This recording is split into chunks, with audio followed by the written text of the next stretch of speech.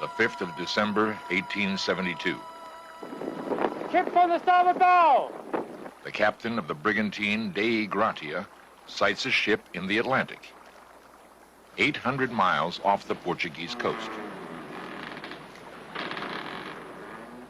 It appears to be unmanned and steering wild.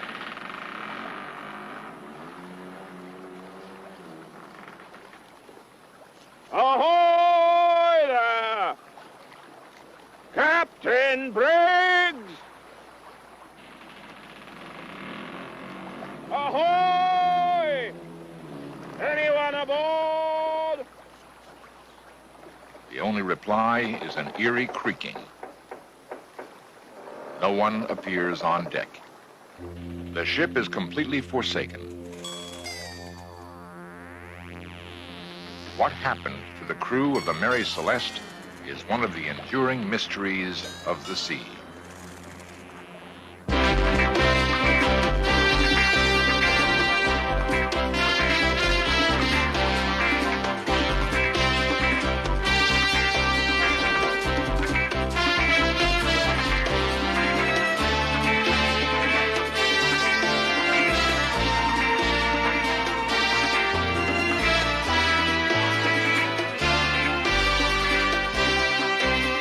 This series presents information based in part on theory and conjecture.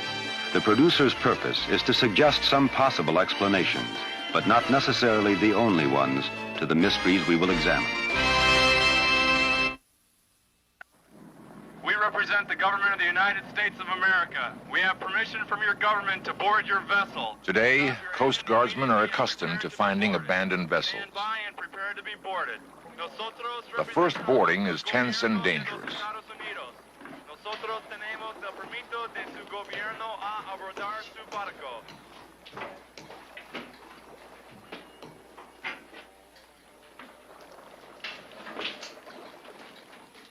Modern abandoned ships usually mean only one thing.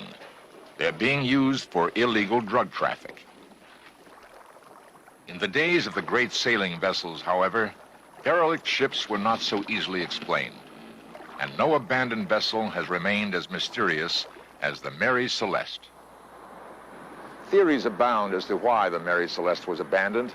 It might have been the result of a prearranged salvage fraud, pirates, mutiny, a burst of deadly marine gas, or even a homicidal maniac, killing the rest of the crew one by one, dumping their bodies, and then committing suicide. To try to unravel the web of intrigue surrounding the Mary Celeste, we must examine a reenactment of that fateful voyage in the winter of 1872.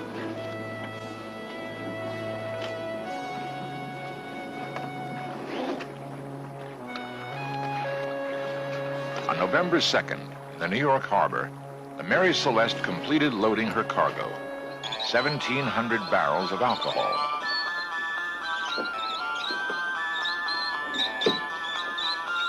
During the loading, 2 of the kegs slipped, damaging the longboat so severely it was put ashore as useless. A replacement could not be found, but the Mary Celeste still carried her yawl on deck.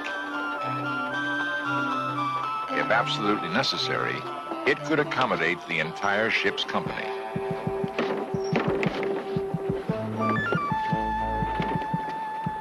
The master, Captain Benjamin Spooner Briggs, brought his wife Sarah and 2-year-old daughter Sophia on board for the voyage. In his final letter to his mother, he wrote, "It seems real home-like since Sarah and Sophia got here, and we enjoy our little quarters. Sophia has got over the bad cold she had when she came, and has a first-class appetite for hash and bread and butter. I think the voyage will do her lots of good. Our vessel is in beautiful trim, and I hope we shall have a fine passage." To this, Sarah added, "Benjamin thinks we've got a pretty peaceable crew this time all round, if they continue as they have begun."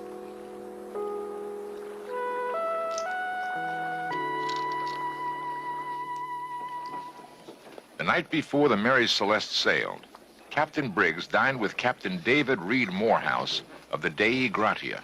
This makes a change in this day and age, really. The 2 ships were moored side by side at the dock. In light of subsequent events, this was a strange coincidence. The two men knew each other well.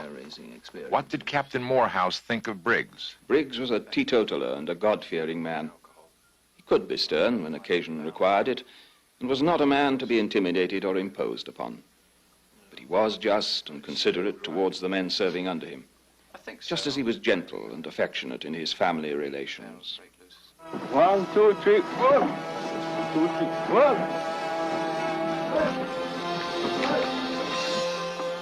On November 5th, 1872, the Mary Celeste set sail.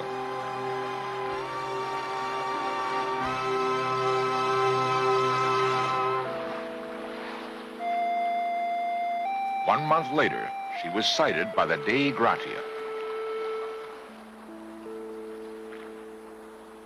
The Mary Celeste was drifting, unmanned, 800 miles off the Portuguese coast. She would be sailed by a skeleton crew from the Dei Gratia to Gibraltar, where the official inquiry was held. At the British Admiralty Court, the proceedings opened with Captain Morehouse's description of his first sighting of the Mary Celeste. I reckon the way the yards were square, she was running before the wind when she was abandoned. It's possible the storm that we met at 4 o'clock that morning might have sent her round had she also met it. First time I saw her, 2 o'clock afternoon, her head was westward. The jib was trimmed on the port side, although she was on a starboard tack. She was yawing, coming up to the wind then, falling off. I judged something was amiss. I thought I saw a flag of distress at her yard, but subsequently it turned out to be a flapping sail. By 3 o'clock, we were about 350 yards off. I hailed her, but got no reply, and I couldn't see anyone on deck. So I sent Mr. Devereux, my second mate, over to board her, and in due course he signaled me to come over myself.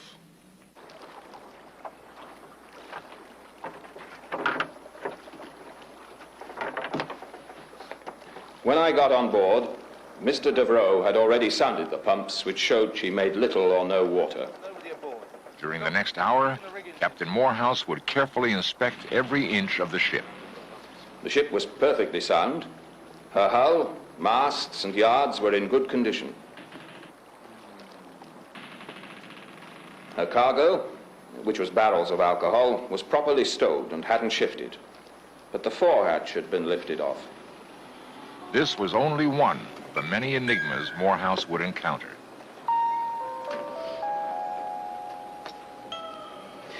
I came to the conclusion that she'd been left in a panic. The mainsail was lying loose, as if it had been run down. The lazarette hatch was also off, but there were plenty of provisions and water in there. Anybody below?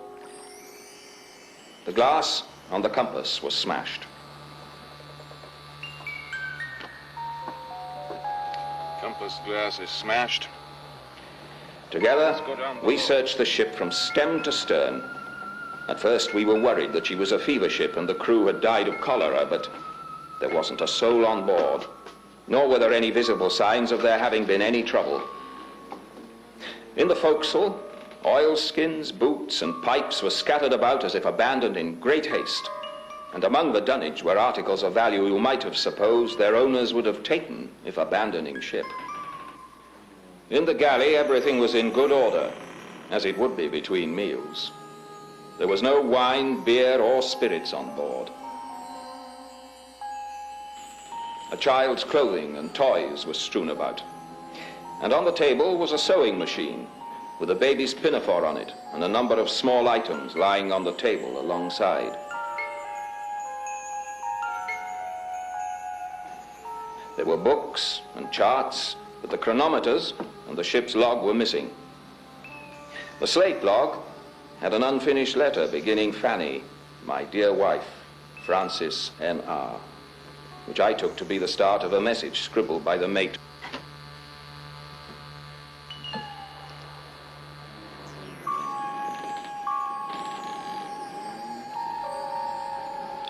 The ship's boat was missing. You could see where the boat had been lashed across the main hatch, but that was not the right place for her. There were no signs of any tackle to launch her, but we usually launched our boat from the rail with only a tow rope to secure her. I saw no remains of painter or boat's rope fastened to the rail. Captain Morehouse's observations were detailed, but they raised more questions than they answered.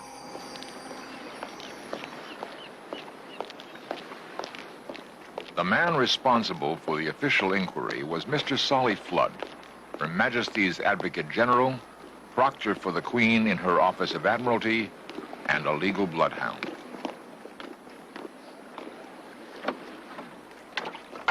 A new age of belief in science, invention, and technology was dawning. The ability to seek and find cold, hard evidence in order to solve any mystery was reaching a golden era. Was there any evidence to indicate foul play? The only facts available so far, a ship in good order, yet abandoned in a hurry. The investigation about to take place in Gibraltar would propel the Mary Celeste to her place as the most infamous abandoned ship in the history of the sea.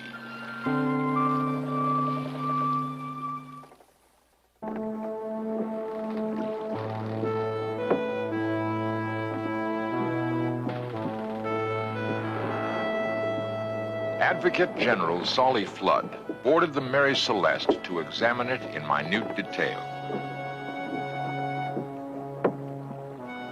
There was no appearance of fire or explosion or any other assignable cause of abandonment. She was well provisioned and it seems had encountered no seriously heavy weather. She was thoroughly sound, staunch, and strong, and in every way seaworthy and well found. But both bows had been recently cut by a sharp instrument.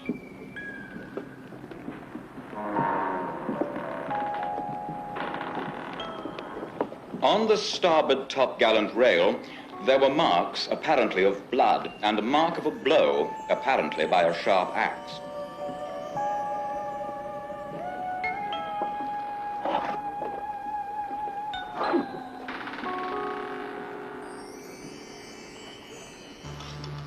A sword appeared to me to exhibit traces of blood and to have been wiped before being returned to its scabbard. In the forehatch, a barrel, ostensibly of alcohol, appeared to have been tampered with. My object is to move the Board of Trade to take such action as they may think fit, to discover, if possible, the fate of the master, whose name was Briggs, his wife and child, and the crew of the derelict. My own theory, or guess, is that the crew got at the alcohol and in the fury of drunkenness murdered the master and his wife and child and the chief mate, that they then damaged the bows of the vessel so as to give it the appearance of having struck on some rocks or suffered some collision, with a view to inducing the master of any vessel which might pick them up if they saw her at some distance, not to think her worth attempting to save. And that they did, sometime between the 25th of November and the 5th of December, escape on board some vessel bound for some South or North American port or the West Indies. Was this the real story? Mutiny and murder? The Advocate General was convinced he was on the trail of a sensational crime. Soon, the story spread to the newspapers of the world and began to read like a modern detective yarn. As the inquiry proceeded, however, it became increasingly evident that the Advocate General had let his imagination run wild. Flood was later found to be wrong on almost every statement he made. The forensic tests proved that the sinister, bloody sword was really an old bayonet used to mix paints, and the blood on the rail was only rust. The final results of the inquiry cleared Captain Morehouse and the Dei Gratia crew of piracy, and in fact, the Dei Gratia was awarded a portion of the salvage value. There, the story might have ended, but for an amazing discovery 30 years later. A young apprentice sailor was sent ashore to collect some sand at St. Paul's Rocks. a tiny island in the middle of the South Atlantic. He found a skeleton propped in the shade of a rock.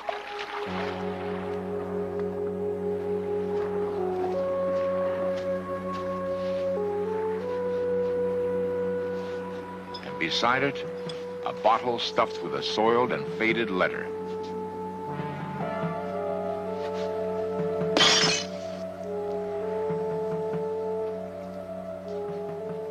A letter which told an amazing tale.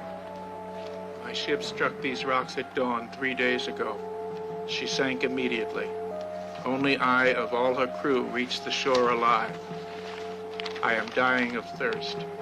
It has been a voyage of disaster. 3 deaths in 2 days. Then came the poison on the 7th day out. Ship helpless, and so for 3 days we lay. Knew we must ask assistance to take us to Gibraltar for crew. Early morning sighted small brig becalmed. Mate said, take her crew. Went aboard. Captain asked why we came. His wife and child were with him. We left no one on board. The brig was called Mary Celeste. Years later, this tragic letter was brought to public attention in the London Daily Express.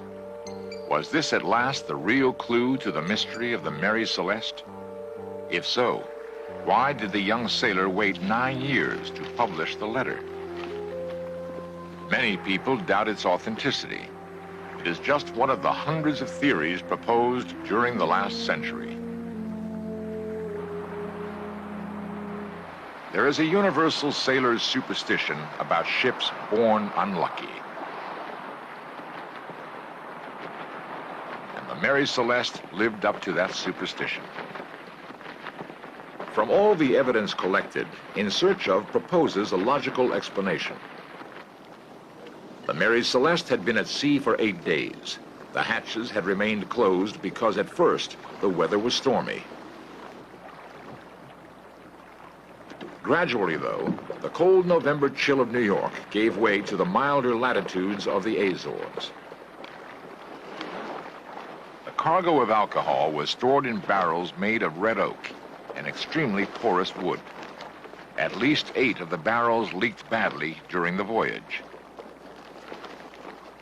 Battened down under the hatches, the fumes mingled with the foul air of the hold. Was a potentially explosive mixture of gas forming?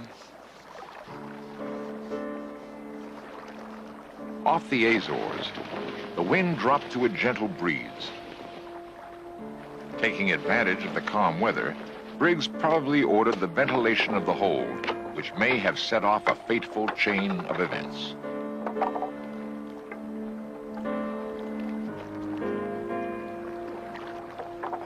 An upward rush of fumes, perhaps even an explosion.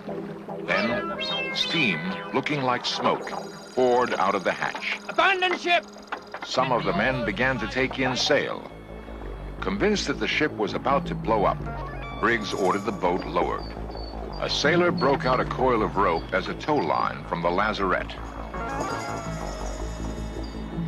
Someone grabbed some tins of preserved meat. Briggs snatched up his chronometer and any of the ship's papers he could quickly lay his hands on. Feeling certain that time was of the essence, he urgently herded his family and crew to the yawl.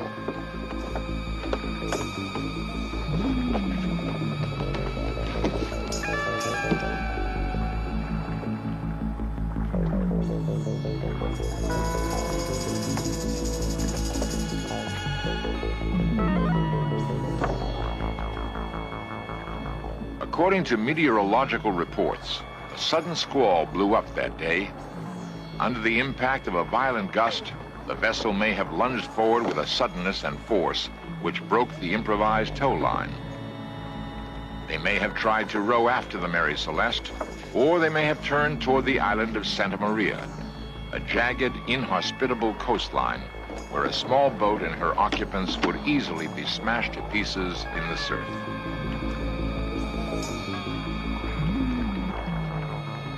The wind shifted, however, so it seems more probable that the small boat was blown southeast, away from the island and out into the vast reaches of the Atlantic, to disappear forever. When the Mary Celeste was found on December 5th, the last entry on her log slate was for the morning of November 25th, 11 days earlier. This entry put the Mary Celeste 6 miles north of the island of Santa Maria in the Azores. With the set of her sails, and with no one at her helm, her natural course would be roughly at right angles to the wind. This presumably was how, over the 10 days, she covered the 750 miles between the last entry in the log and the position where she was first sighted by the Dei Gratia. What has been reenacted seems to be the most likely explanation. But whatever the cause of the panic, Captain Morehouse was certain of one thing. Captain Briggs bore the highest character for seamanship and correctness, and would not, I think, desert his ship except to save his life. The Mary Celeste became a marked ship. Sailors being superstitious, no one wanted to own her, sail her, or have anything to do with her. She was sold and resold rapidly at well below her commercial value. 13 years after the events we have described, she was deliberately wrecked by her owners in a failed insurance fraud scheme. On Rochelle's Reef off Haiti, she quickly broke up. And today, there is no more trace of her than there is of Captain Briggs and his crew of that fateful voyage of 1872.